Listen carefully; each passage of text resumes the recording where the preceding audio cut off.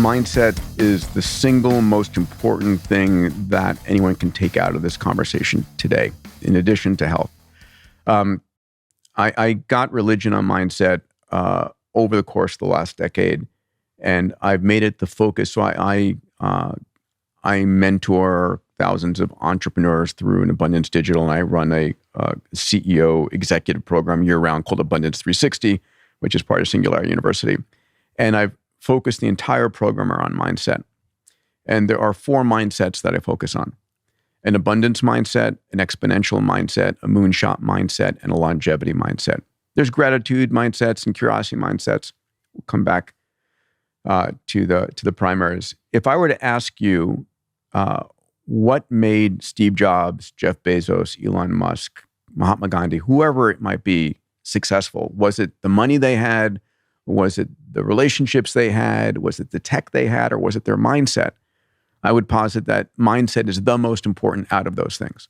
If you took away everything from them, but they maintained their mindset, they would regain some portion of it.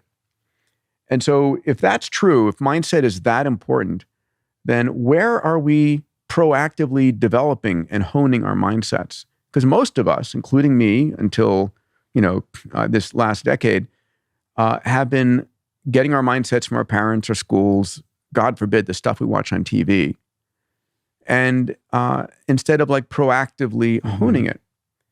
And so let me, if you don't mind, let me hit on those 4 mindsets. Absolutely. So abundance mindset is something I got that out of Singularity University, and it got me to write my first book, Abundance, The Future is Better Than You Think.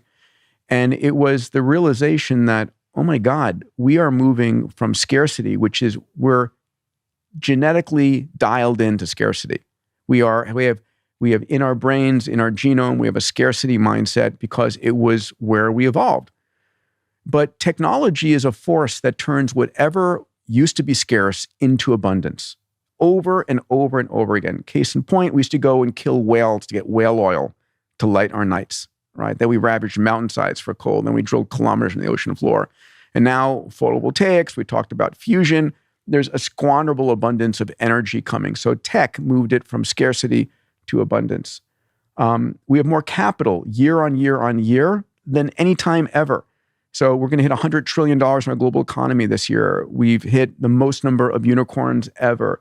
The amount of venture capital invested in 2017 beat 2016, and 2018 beat 2017, even in on and on and on, even through the pandemic.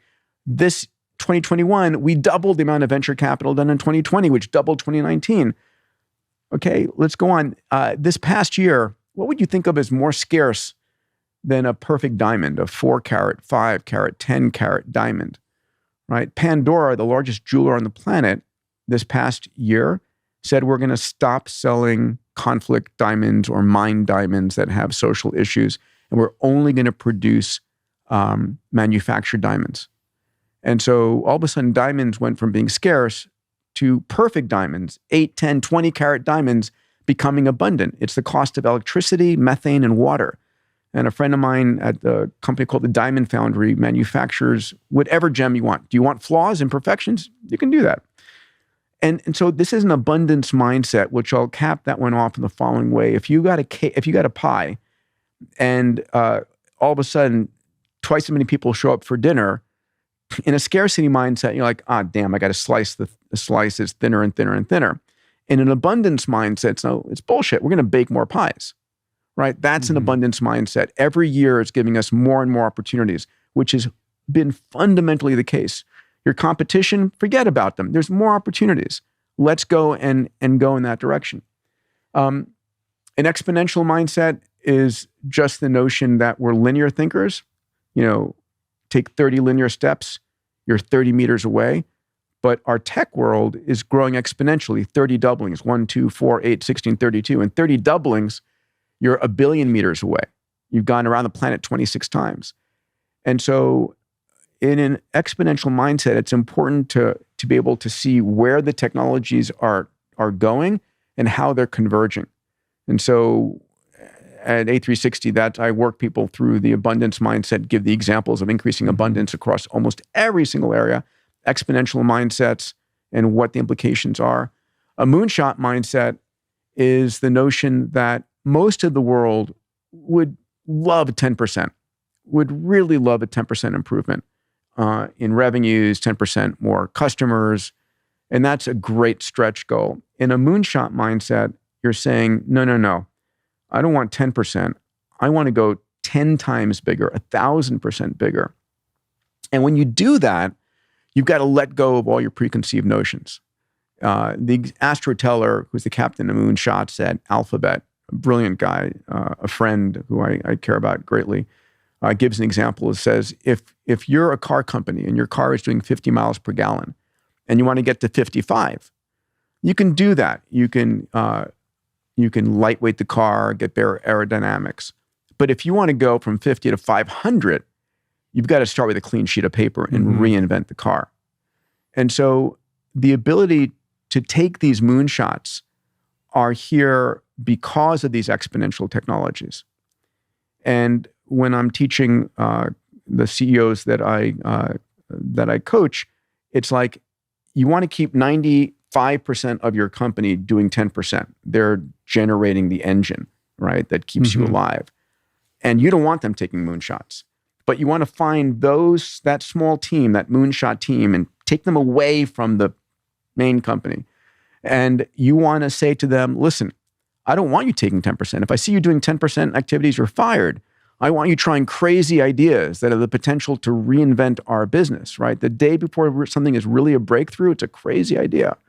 And most companies aren't trying crazy ideas, and then they're stuck in incrementalism. Yeah, the idea of creating a skunk works. Yes, it's a skunk works. Because every company, when it reaches a certain scale, falls prey to its own bureaucracy and, soon becomes a dinosaur short of having that level of innovation within, which requires very few 100-year-old companies. Yeah. The final mindset that I'm enamored with, and it's what gave birth to this book, Life Force, to bring it back, is the longevity mindset.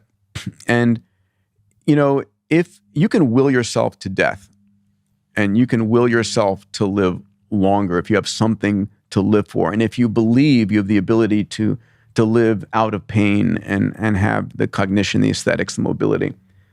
And so a longevity mindset for me is helping people see where this field is going.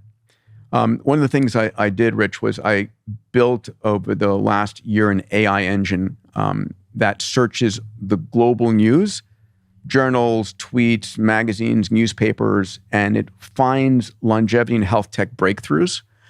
And it scans it for any dystopian, and it rates it on a quality article. And I get a digest every day. It uses GPT-3, uses the OpenAI's AI engine to give me a summary paragraph about 15 different breakthroughs per day.